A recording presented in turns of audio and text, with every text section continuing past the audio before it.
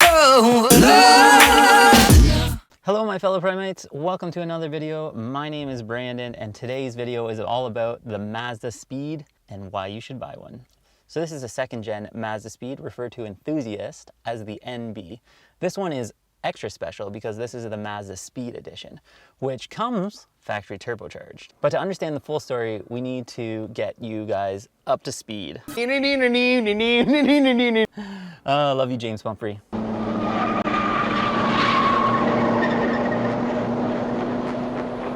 So Miatas are actually inspired by 1960s British sports cars, and specifically this car, I think the Spitfire or the Triumph TR6. Looking out over this car, it has a hood bulge, a hood vent, and it's so amazing because I feel like I'm sitting in a TR6. And that's kind of one of the themes for this car, is it just feels like something special. So if you're into 1960s British sports cars, but you want something that starts up every time because Lucas Electrics, then you should probably buy a Miata. But you probably already know that, and you have one parked next to your project car because you're rebuilding it because it's a British 60s sports car. So anyway, let's go forward in time a little bit to the 90s. This is the Japanese golden era. Tons of money, building, overbuilding, just flexing that engineering muscle. And this is one of those cars that comes out of that period. You got the RX-7, you got the Supra, there's so many legendary cars, the GTR, and the Miata is in there. That is kind of what this car was born out of, which again, it just adds to this sort of story that this car tells. So the Miata actually comes out of a design contest. There was two teams set up, a team of designers set up in California and a team of designers set up in Japan, both working for Mazda to design the next great thing. This is what the California team came up with. Rear-wheel drive, small front mid-engine, 60s inspired sports car, and the Miata turned out to be a hit. This car has sold over 1 million versions of it in some sort of form and capacity over its 20+ year run. And the reason is because this car has soul. All right, so this car was launched in 1989. They're still building them till this day, although depending on when you're watching this video in the future, does Miata still exist? Was there a nuclear apocalypse? So how you guys doing? Pretty good. Oh my gosh, a nuclear bomb! Close your eyes! Did you close your eyes? But if you are watching this video after the nuclear apocalypse, comment down below your location so that you can find the other survivors. And good on you for surviving the apocalypse. But for the rest of us, let's get back to this car. So this is a 2004 Mazda Miata Speed. So this is a Canadian car. It currently has about 160,000 kilometers on it, or 100,000 miles.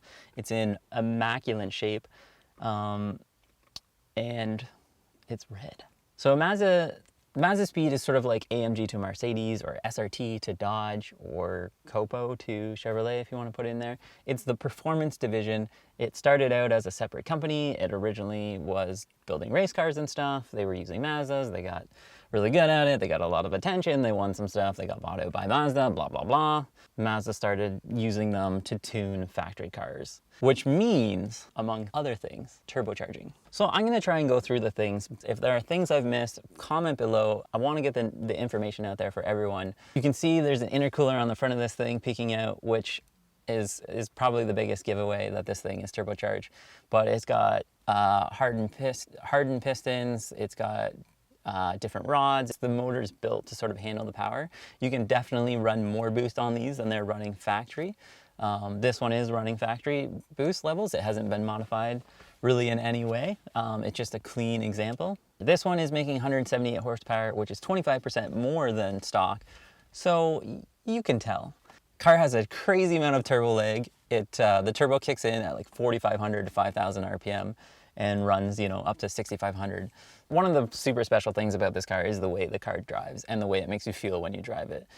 Part of that experience is the 6-speed shifter. This is a special 6-speed because it gets shot-peened gears, which makes them harder, which makes them last longer and handle more power and torque and, all the things you need when you're adding boost. So the car also has a beefier clutch so you can handle that power. It's not too much for daily driving by any means. It's still within factory norms. It does not feel like a race car. It's got a limited slip diff because you got to. So this car is really at home in the twisties. It has a 23% shorter steering rack than the regular car, so it turns in believe. Also to help with that steering is it's got stiffer suspension. It's got 7mm lower ride height because of Blistine shocks. It's got heavier duty. Oh boy, all the things. All the things. It has all the things. So we mentioned the Blistine shocks. It's got sway bars. Of course, it has upgraded brakes, and there's been lightened areas. So there's like some aluminum. It has an aluminum oil cap. It has less sound deadening in it. And the mods don't end there. Let me list them off for you. And I am going to read this from a list because there's no way that I will be able to remember this all. So here we go. Red wrinkle finish on the engine valve cover. Anodized aluminum oil cap with MazdaSpeed logo. 17-inch Racing Heart aluminum alloys wheels. Well, these wheels are aftermarket, but you get the idea. Smoked headlamp, front under spoiler with recessed fog lamps, rear diffuser, rear deck spoiler, exhaust tip with MazdaSpeed logo, black cloth trimmed upholstery with red center inserts, red door inserts, red stitching, leather wrapped steering wheel, shift knob, parking brake handle, silver instrument panel, meter gauges with MazdaSpeed logo on the tachometer, body colored rear view mirror covers with MazdaSpeed logo, alloy foot pedals with driver's alloy footrest with MazdaSpeed logo, carpeted floor mats with MazdaSpeed logo.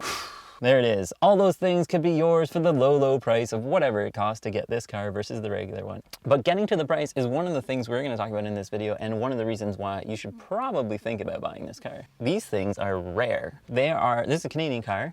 The Canadian cars were the first built of this. They actually got built before the American cars, and there are 353 Canadian cars.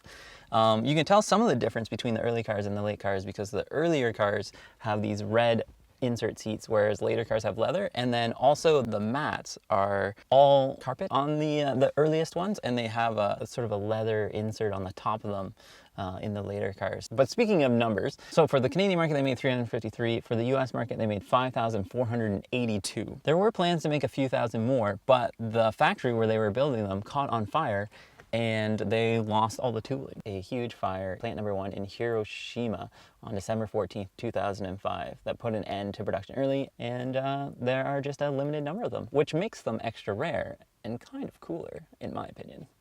Or maybe hotter, because of the fire.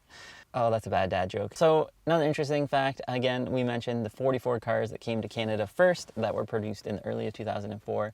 This is one of those cars because, as I said before, it has the earlier floor mats and seating. It's not car number 1. I looked through the registry. There is a really cool website you can check that out on. I'll put a link in the description. Let's get back to value for a second. You can pick these up for $10,000 to $15,000 right now. They're, in my opinion, the ultimate Miata. If you're going to buy a Miata and you want the best one you can get, if you're looking for a factory car, the MazdaSpeed makes the most power. It's rare. It holds its value really well, and that's just awesome to buy a car that doesn't depreciate. And the MazdaSpeeds are actually starting to go up in value. I've been tracking them for a couple years, and you know, they've been kind of stalemated, and they're just starting to go up because there are people like me who are now entering their early midlife crisis. I think car enthusiasts hit that midlife crisis just a little bit earlier than the regular crowd. Now is kind of the time to get into the market. I don't think they're gonna go up crazy, you know, like the Porsche bubble, or so there's probably a little bit of time, but they are starting to go up, which is nice because you can get one now, you can drive and enjoy it, and you're still gonna be ahead of the game when it comes time to move on or put it in your will and your kids take it and sell it after you die. It's still going to be a great investment for your estate. Not that that's why you should buy this car, but it helps to sell it to your wife. So there's a few reasons why I think you should buy one of these cars. And zoom.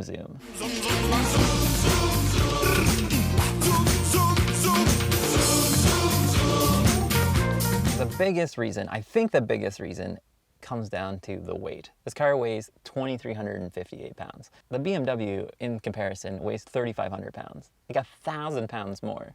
It's just fantastic to drive. It is so nimble and it handles so good. It is incredible. Which does mean that you can't take passengers in this car. I mean, you can. You can obviously fit another person in that second seat, but you notice the weight and you're just like, hey, hun, have you, and you can't have that conversation. You can't do that. So you just drive by yourself. Just drive by yourself. But if you got any 4-year-olds or under, the car seat fits in here and the kids love it, so it's all good. I think the next reason that I bought this car is because of the way it makes the world a better place. And because it's so small for North Americans, like 3/4 size of a regular car. There's just something really appealing about it. Doesn't matter who you are, old people, young people, kids, like everyone is drawn to this car.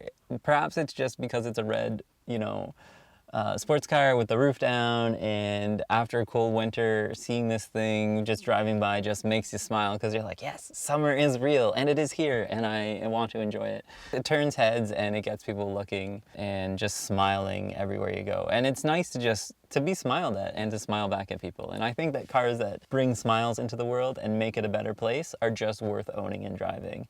And then I think, you know, it's also, what's really neat about this car is it's a great car. It's comfortable. The capacity is amazing for, like, I've had multiple convertibles, and this one, you know, it's got a decent sized trunk. You can stuff little cubbies inside that you can hold things in. It's just, as far as like a car goes, it's just really great to drive. It doesn't beat you up. It's like the perfect amount of stiffness and suspension, and it just works really well as a car. There was like a few little things with this car when I bought it that made it less good, I think, as a car. The roof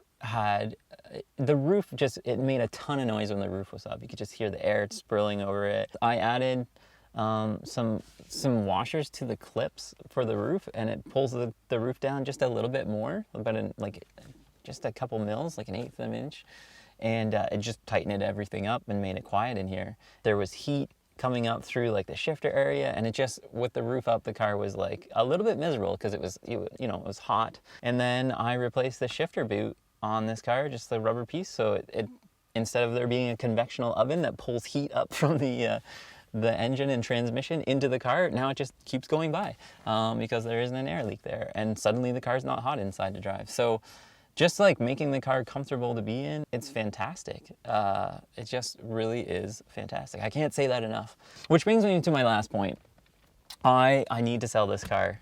If I have to keep it, I will, but we are moving, we're getting another house, and my wife says it has to go. So if there's anyone out there who's interested, I'll put a link to the ad there below. This car is incredibly clean underneath. It has no rust. It's amazing to work on. When I got this car, it needed a little bit of attention. The guy who bought it before me was a British roadster enthusiast, and he took really good care of this car.